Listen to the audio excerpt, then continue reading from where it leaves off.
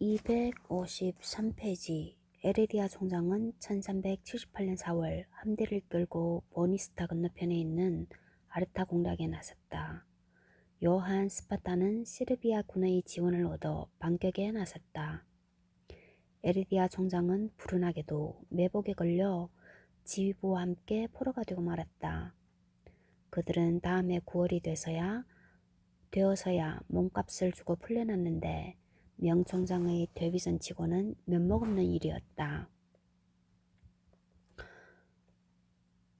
주류를 이루는 프랑스 기사들은 늙은 스페인 출신 먹물 낙하산에 대해 더욱 불만을 가질 수밖에 없었다.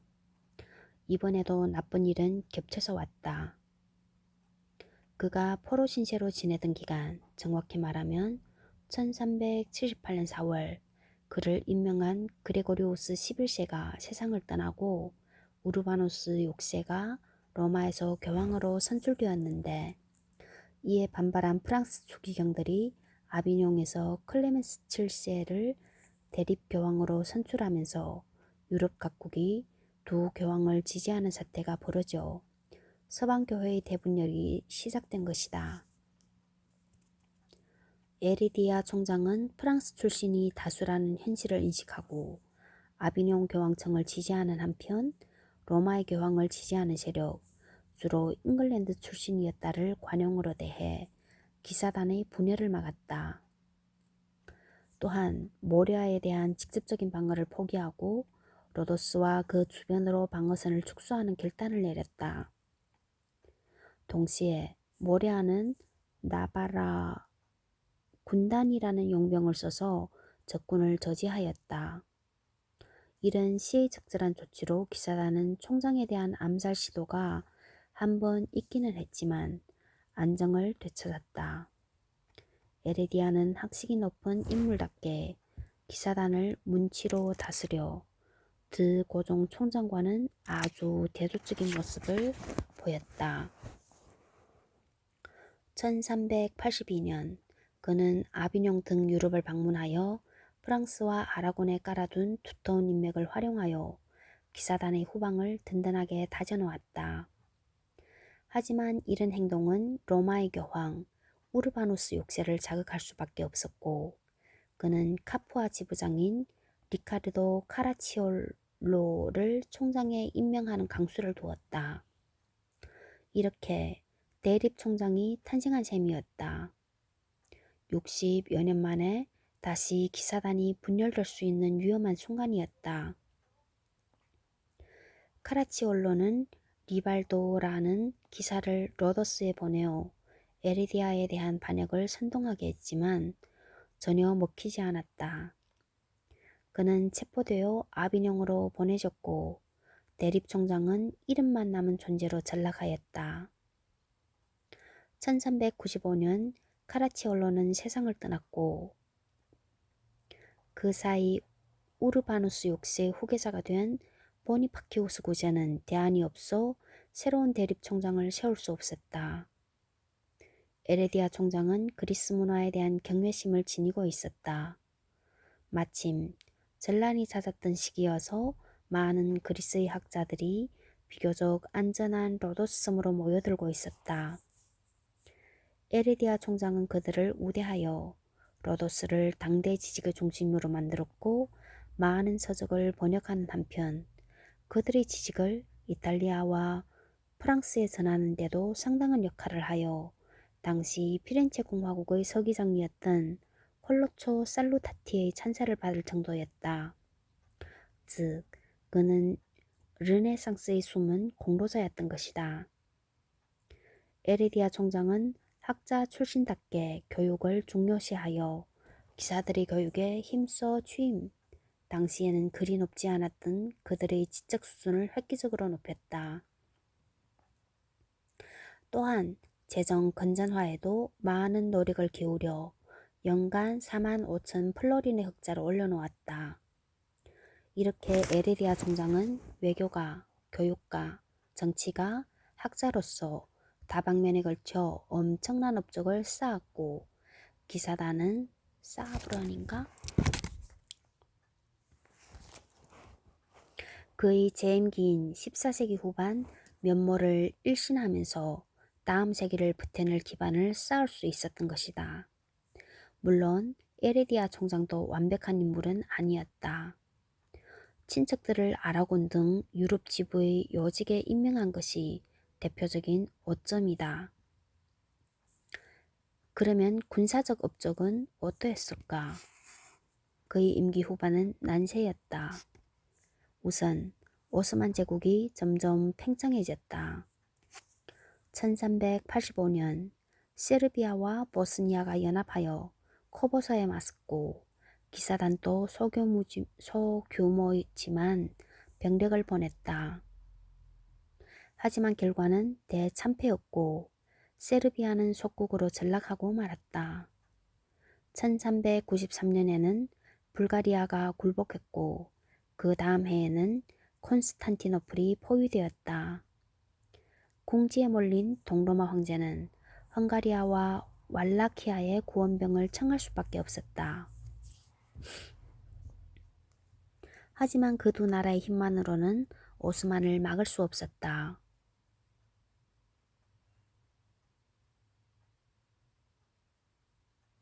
그들도 서유럽의 구원을 요청했는데 로마와 아비뇽의 분열은 여전히 계속되고 있었고 더구나 영국과 프랑스는 백년 전쟁을 치르고 있는 좋지 않은 상황이었다. 그럼에도 콘스탄티노플이 함락되고 그 중요한 해협을 오스만이 장악한다면 어떻게 되는지는 잘 알았기에 두 교황 모두 십자군을 선포하였다. 헝가리 왕국, 신성 로마 제국, 프랑스 왕국, 왈라키아 공국, 폴란드 왕국, 잉글랜드와 스코틀랜드 왕국, 스위스 연방, 부르고뉴, 독일 기사단, 베네치아 공화국, 제노바 공화국 등 거의 전 유럽이 참여한 거대한 십자군이 결성되었다. 물론 구어 기사단도 빠질 수 없었다. 니코폴리스 십자군 256페이지. 기사단은 1396년 봄 원정을 시작했는데 사령관은 앞서 이야기했지만 자신의 이름이 붙은 탑을 건설하는 드나라크였다. 이때 노령의 에레디아가 세상을 떠났고 나라크가 차기 총장으로 당선되었는데 일설에 의하면 그는 이 사실을 전투가 끝난 뒤에야 알았다고 한다. 이 군대는 7월에 헝가리 부다에 도착하여 지기스문트에 대한 해석 256페이지. 훗날 신성로마 제국 황제에 오르지만 아들이 없어서 룩셈부르크 왕조의 마지막 제왕이 되고 만다. 지기스문트가 주의하는 헝가리군과 합류하였다. 기사단 원정대는 로도스에 온 44척의 베네치아 해군과 합세하여 헤로로 에게해와 마르마라해 그리고 보스포루스 해협을 통과한 다음 다뉴브 강을 거슬러 올라가 그들과 합류하였다. 해군이 약한 오스만은 이들의 통과를 수수방관할 수밖에 없었다. 왈라키아와 독일의 공국군 등 유럽 여러 나라의 군대 그리고 실로 오랜만에 함께하게 된 두 기사단을 합쳐 십자군의 규모는 13만 명에 달하였다고 하지만 아무래도 의심스럽고 그 절반 정도라 보이지만 그렇다 해도 십자군 역사상 최대 규모였다. 오스만군과 싸운 경험이 있는 지기스문트와 왈리키아 공작은 조심스러운 작전을 제의했지만 느베르의 장 등 프랑스의 기사들은 명예욕에 불타 신속하게 진격하여 콘스탄티노플 구원은 물론 예루살렘 탈환까지 이루고 영광스럽게 귀국하기를 원했다. 결국 200년 전 하틴 전투 때와 같이 주전론이 이겼고 다뉴브 강을 따라 몇 개의 소도시를 점령하였는데 그중 라호브 시는 철저히 약탈당했고 오스만 분견대는 학살당했으며 주민들은 살해당하거나 포로가 되었다. 뜨내기 십자군의 폐해는 여전했던 것이다. 9월 24일에 그들은 다뉴브 강변의 대도시 니코폴리스에 도착하였다. 이 때문에 역사가들은 이 십자군을 니코폴리스 십자군이라 부른다. 니코폴리스는 방어가 견고하고 군수품과 식량도 충분한 데 비해 십자군은 공성병기를 갖고 있지 않았다. 그럼에도 불구하고 십자군 수뇌부는 단순하게 콘스탄티노플 구원을 위한 전초전으로 보고 공략을 결심하였다. 콘스탄티노플을 포위하고 있는 오스만의 술탄 바예지드가 십자군과 전투를 벌이기 위해 빠르게 이동할 것이라고 믿지 않았기 때문이기도 하였다. 하지만 바예지드의 별명은 번개였다.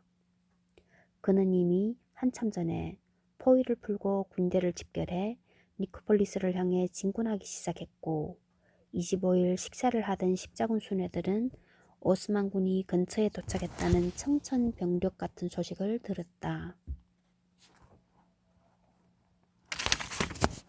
양군은 바로 전투에 나섰다. 257페이지 나라카 총장의 초상화.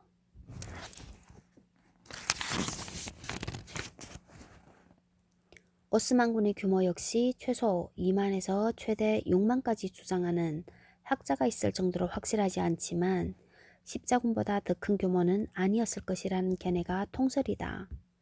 그러나 오스만군은 훈련도가 더 높았고 십자군과는 달리 지휘계통이 통일되어 있었다.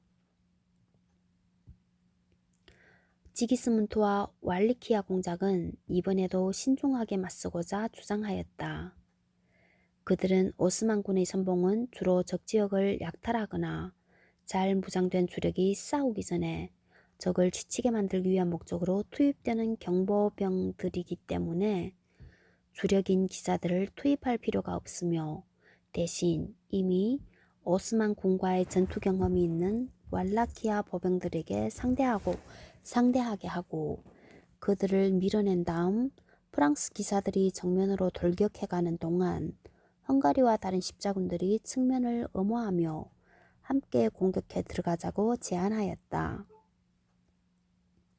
그러나 프랑스 기사들은 우리들에게 농민 보병들을 뒤따라가라는 것은 모욕적이다라며 거절하였다. 그리고 오스만군을 향해 지나치게 정직한 정면 돌격을 감행하였다. 결과는 8,000명이 넘는 사상자와 수천 명이 포로로 잡힌 대패였다. 258페이지 2에 대한 해석. 프랑스인들은 이 전투에서 별다른 교훈을 얻지 못하고 종기병 돌격을 고집하다가 20년 후 아젠크루에서 영국군에게 괴멸당하고 만다. 물론 구호기사단은 이런 무모한 돌격에 참가하지 않았다. 후방 예비대로 자리를 지키면서 십자군이 강변으로 도망쳐 배를 탈 수 있는 시간을 벌어주었다. 그 중에는 지기스문트도 있었다. 기사단은 별다른 손실 없이 다뉴브강을 통해 콘스탄티노플을 지나 로도스로 무사히 귀환하였다. 하지만 수천 명의 포로 중 몸값을 낼 수 없는 자들은 라하보의 학살에 대한 보복으로 처형되고 말았다. 비록 기사단에 별다른 손실은 없었지만 이런 상황은 이슬람 세력에 맞서는 최전선에 서 있는 그들에게 직접적인 영향을 미치지 않을 수 없었다. 259페이지 그림. 니코폴리스 전투를 묘사한 당시의 그림. 돌격하는 프랑스 기사들과 학살당하는 포로들의 모습을 볼 수 있다. 돌격하는 프랑스 기사. 260페이지 모레아 방어전 그리고 동쪽에서 부는 태풍. 니코폴리스 전투 바로 다음 해인 1397년 오스만은 그 창끝을 모레아로 돌렸다. 동로마 제국 황제의 동생이자 모레아의 군주인 테오도로스 1세는 베네치아로 도망쳐 버렸고 구어 기사단이 방어를 전담해야 하였다. 드나라크 총장은 중과부적의 상황임을 잘 알고 있었기에 코린트 지연만을 결사방어하는 전술을 채택하여 오스만의 대군을 완강하게 저지하였다. 이 방어로 그리스도 세력의 모리아 점유는 60여 년간 더 이어지게 된다. 2년 후 테오도러스 1세는 아예 모리아를 고어기사단에 팔아넘기려 했지만 잘 되지 않았고 결국 바에지드와 협상하여 고어기사단의 모리아 철수를 전제로 한 협상을 시작하여 성사시켰다. 즉 동로마인들이 고어기사단을 팔아먹은 셈이었다. 할 수 없이 기사단은 모레아 포기를 결정하고 1402년에 완전히 철수하였다. 테오도러스 1세는 귀국하였지만 3년 후 세상을 떠난다. 바에지드가 모레아 공국과 협상을 한 이유는 그들이 두려워서가 아니라 동쪽에서 거대한 태풍이 불고 있었기 때문이다. 바로 반은 몽골인, 반은 투르크인인 절름발이 티무르가 등장했기 때문이다. 1400년 8월 아나톨리아에 들어선 그는 알레포와 다마스쿠스까지 정복하며 오스만과 맘루크 두 제국을 모두 위협하였다.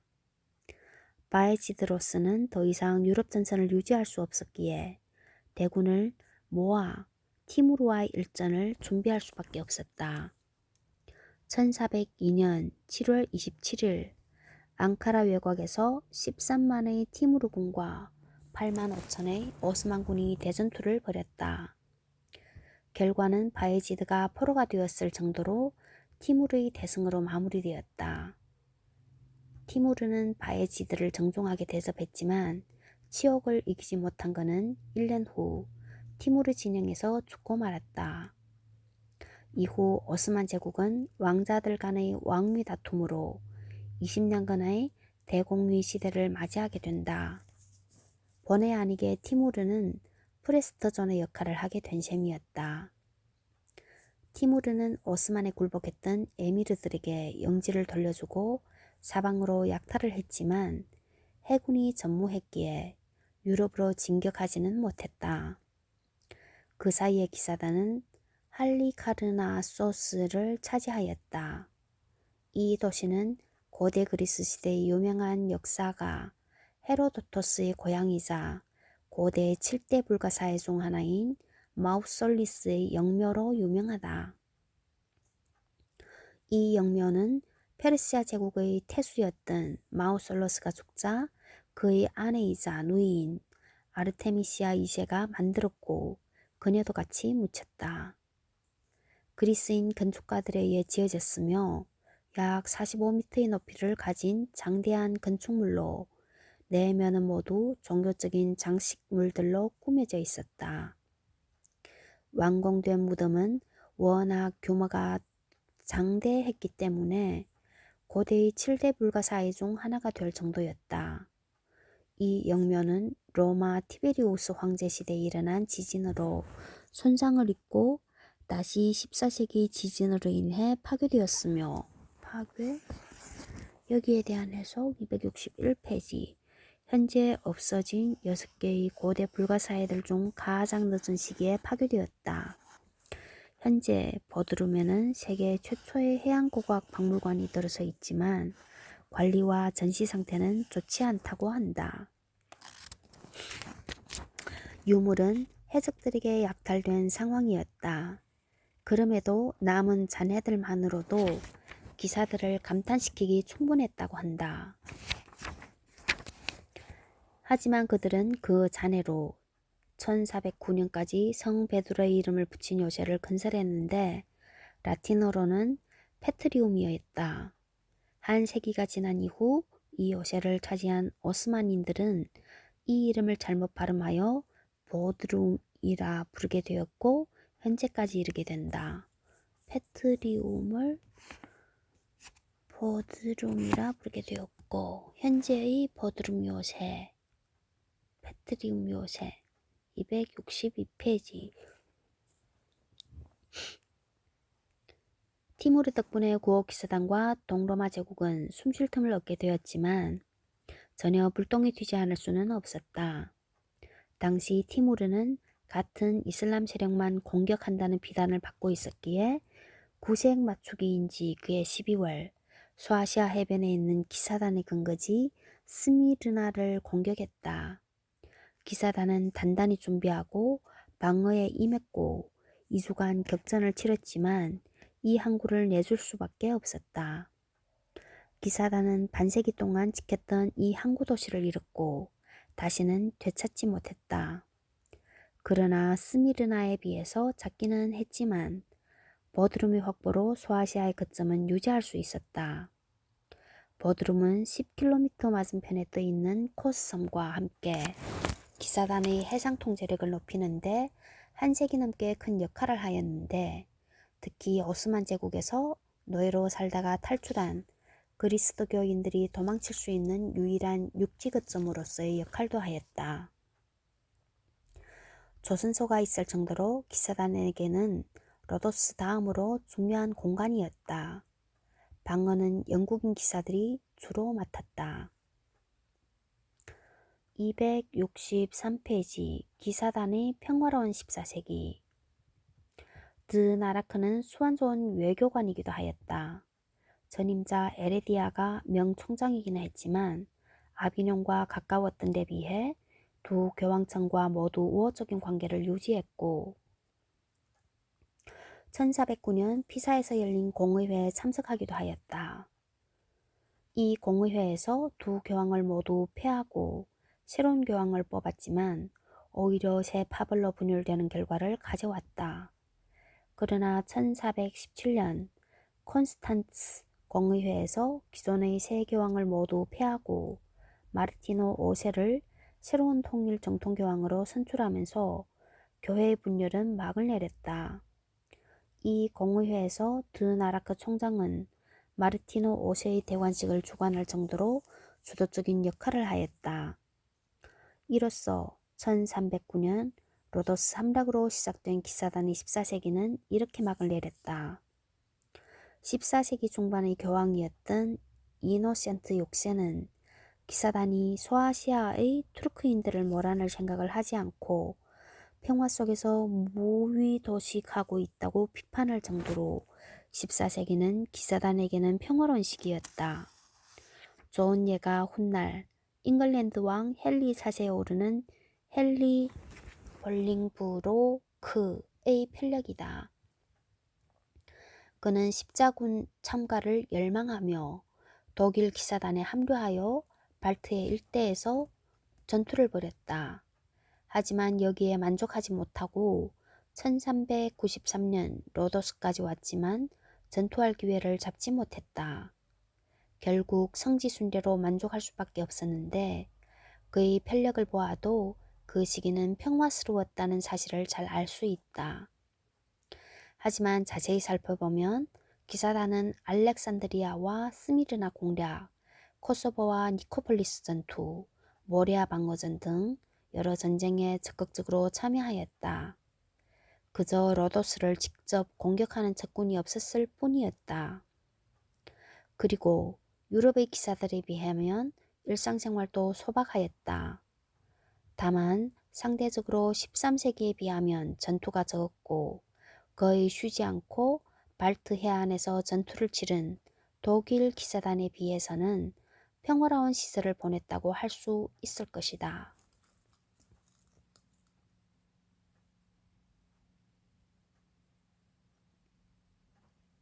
그러면 전쟁을 제외하면 기사단의 14세기는 어떠했을까? 우선 구성원들의 출신이 많이 변화했다는 점을 들어야 할 것이다. 그전까지와는 달리 귀족 출신이 아닌 중상계급 출신자의 입단이 늘어났는데 이는 명실상부한 독립국가로서 필수적인 행정업무, 즉 회계, 사법, 문서처리, 제조업과 건설사업 등에 필요한 전문 인력이 절실해졌기 때문이었다. 그리고 군사용 목적 외의 건설사업이 활발해졌다. 그들은 우선 동로마 제국 시절 로도스 지사 관절을 총장의 궁전으로 바꾸어 크게 증축하였고 서북쪽에는 세례자 요한에게 바치는 대성당을 지었다. 동서를 관통하는 기사대로를 뚫었으며 동북쪽에는 무기공장을 건설하였다. 총장군과 어느 구의 본부들이 모여있는 지역은 샤투라고 불렀고 로도스의 심장으로 자리 잡았다. 만약 14세기 중반 유럽을 강타한 흑사병이 없었다면 14세기 중반 흑사병 로도스는 더욱 번역했을 것이다. 그럼에도 기사단의 로도스 시대는 이 섬 그리고 주민들에게 제2의 전성기였다. 20세기 프랑스의 거장 장 콕토는 세계 일주를 하면서 몇 시간 동안 로도스에 머물렀는데 그는 이때 로마가 다이아몬드라면 아테네는 진주, 로도스는 먹거리를 장식하는 최고급 바로크석이다 라는 멋진 표현을 했는데 물론 먹거리는 도데 카니사 제도를 의미하는 것이다. 1410년 오스만의 술탄은 메메드 1세로 앙카라 전투 이후 벌어진 대공위 시대라는 난세를 정리한 인물이었다. 265페이지 그림 총장궁의 정문. 이 궁을 복원한 인물은 의외로 무솔리니였다. 이탈리아는 오스만과의 전쟁에서 승리하여 로도스 섬을 차지했고 무솔리니가 자신과 국왕의 여름 궁전으로 복원하였다. 이거 다 황토로 아니야. 무슨 색이지? 회톤과 회색 나는 흙으로 다 만드는 것 같은데. 무솔리니가 자신과 국왕의 여름 궁전으로 복원하였다. 그래서 외부는 중세풍이지만 내부는 화려한 이탈리아풍이다.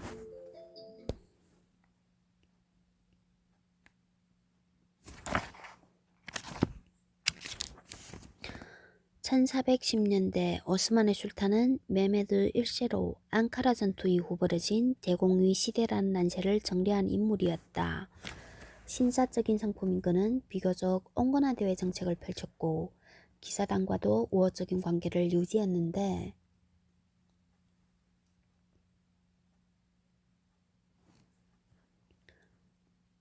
심지어 소아시아의 군소 에미르들을 토벌하는데 기사단에게 도와달라는 요청을 했을 정도였다.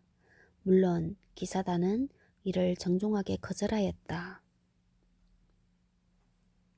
15세기 초반 기사단은 큰 전투 없이 그리스도교 쪽 선단의 호유와 이슬람 세력을 상대로 한 통상 파괴전, 정확하게 말하면 해적 행위에만 열중하고 있었다.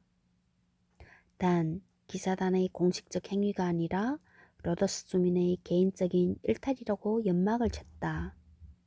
이런 사실상의 해적질은 형식상 이교도들에 대한 성전을 치른다는 명분과 전리품 획득이라는 일석이조의 효과를 거둘 수 있었다.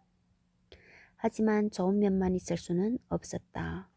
적과 아군을 구분하기 어려운 상황에서 공격 대상이 그리스도교의 배가 될 수도 있었고 기사단을 사칭하는 전업 해적도 등장했기 때문이다. 하지만 전부 사칭은 아니었다.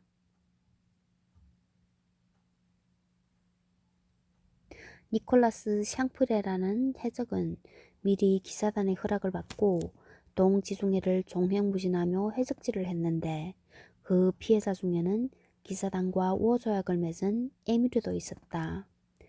소아시아의 에미르들은 분노를 감추지 못했다. 이슬람 세력과의 무역이 중요했던 이탈리아 도시 국가들도 기사단의 해적 행위가 불편하긴 마찬가지였다. 1412년에는 제노바인으로 레스보스 섬의 주인인 하메스 카티루시가 섬 인근에서 투르크 선박을 공격하는 기사단의 군함을 납포하고 단원들을 감옥에 가두는 일이 벌어졌을 정도였다. 교회의 통합을 이룬 나라크 총장은 뒤처리를 하고 1420년에야 로도스로 돌아와 다음 해 세상을 떠났다. 나라크보니는 프랑스 출신이었지만 인재 등용에는 국적을 가리지 않는 안목이 있는 인물이었다. 그래서인지 스페인, 정확하게 말하면 카탈로니아 출신의 부총장인 안토니오 프루비안 데 리비에레가 후계자가 되었다. 그동안 기사단은 프랑스, 더 정확하게 말하면 프로방스 출신이 여전히 주류를 이루었지만 이베리아 반도의 이슬람 세력을 몰아내는 레콩키스타의 완결을 눈앞에 둔 본국의 분위기 덕분에 스페인 세력이 약진하면서 기사단의 눈에 띄는 변화가 일어났다. 40년 후 총장에 오르는 피에로 라이몬도 자코스타 시대가 되자 스페인 어느 구를 아라콘과 카스티아로 나누어 8개 구로 재편했다는 것이 좋은 증거였다. 각 어느 구에는 크기는 다르지만 기사관 하나와 갤리선 한 척씩이 주어졌고 당연히 해적 활동을 해야 했다. 자코스타의 후계자는 로마의 명문가 출신 지오반니 바티스타 어르시니가 맡았는데 이탈리아 세력의 성장도 만만치 않았다는 좋은 증거이다. 해석 267페이지. 어르시니 가문은 콜론나 가문과 함께 로마의 양대 명문이었는데 두 가문은 종교 기사단에도 자제들을 보냈다. 콜론나 가문은 성전 기사단에 주력했다가 실패한 데 비해 어르시니 가문은 구어 기사단에 주력하여 성공적으로 뿌리를 내렸다. 물론 이때도 프랑스 출신이 다수였지만 15세기의 기사단이 점점 다양한 면모를 보이게 된 것은 분명한 사실이었다. 하지만 15세기는 평화와는 거리가 먼 세기였다. 268페이지. 계속되는 이슬람 세력의 공격. 나라크 총장이 세상을 떠난 1421년 묘하게도 오스만의 술탄 메메드 1세도 죽고 아들 무라드 2세가 즉위하였다. 무라드는 아버지와는 다르게 공격적인 대외 정책을 펼쳤는데 동로마 제국이 첫 목표가 되었다. 즉위 다음 해인 1422년 콘스탄티노플 공략에 나섰는데 그냥 위협이 아니라 진짜로 함락시키기 위한 본격적인 포위 공격이었다. 하지만 이 틈을 노려 두 동생이 반란을 일으켜 수도 부르사를 위협하였다. 무라드는 할 수 없이 콘스탄티노플 포위를 풀고 두 동생을 제압하기 위한 싸움을 했고 그 다음 해 2월 그들을 죽이고 부르사의 포위를 풀었다. 콘스탄티노플을 정복하기 위해서라도 후방인 소아시아를 단단히 다질 필요가 있다는 사실을 깨달은 무라드 2세는 소아시아를 종횡무진하면서 정복 사업을 벌였다. 1426년에 이르면 한때 스미르나를 두고 기사단과 한판 싸움을 벌인 아이린과 테케 등을 정복하면서 기사단령 버드룸이 오스만 제국과 직접 국경을 접하기에 이르렀다. 기사단은 당연히 오스만 제국 쪽으로 신경을 곤두세우고 있었지만 위협은 바다 건너에 있는 숙적인 맘루크 쪽에서 다가왔다. 버드룸이 오스만과 국경을 맞대게 된 1426년 맘루크의 술탄 바르사바이가 해적 수탕을 명분으로 키프로스를 침공했기 때문이다. 사실 해적질은 기사단도 당연히 책임을 피하기 어려웠다. 7월에 벌어진 전투에서 키프로스 왕 야누스가 참패하여 맘루크군의 포로가 되었고 기사단의 중요한 거점인 콜로시 성이 약탈을 당해 많은 재산 손실을 입고 말았다. 여기에 대한 해석 269페이지. 맘루크 입장에서는 60년 전 알렉산드리아에서 당한 수모를 멋지게 복수한 셈이다. 키프로스 왕국은 막대한 몸값을 치르고 왕을 돌려받았는데 기사단도 1만 5천 플로린을 동맹국을 위해 내놓지 않을 수 없었다. 2년 후 해석 행위를 하지 않는다는 조건으로 맘루크와 평화조약을 맺었던 것이 그나마 다행이었다. 그 사이 소아시아의 기반을 굳힌 무라드는 창끝을 유럽 쪽으로 돌려 동로마 제국에서 두 번째로 큰 도시였지만 방어가 어려워 베네치아 공화국에게 넘긴 테살로니카를 1430년에 차지하고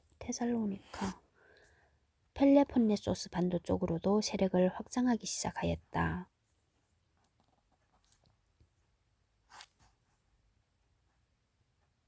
이렇게 악화된 정세 때문에 앞에서 이야기한 것처럼 당시 총장들은 로도스의 방어시설을 계속적으로 강화하지 않을 수 없었던 것이다. 리비엘의 총장도 기존의 보루를 보강하는 동시에 보루와 성벽의 연결성을 개선하고 대포에 대한 방어와 포구를 설치하였다. 여담이지만 당시의 보강공사는 총장의 고국인 스페인풍을 띄었다고 한다.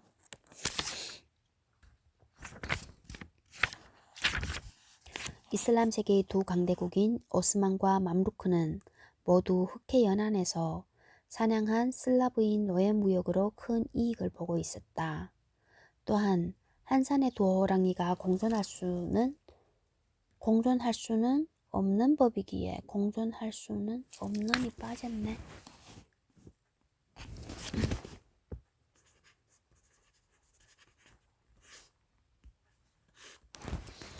서로를 경계하면서 빈틈을 노리고 있었다.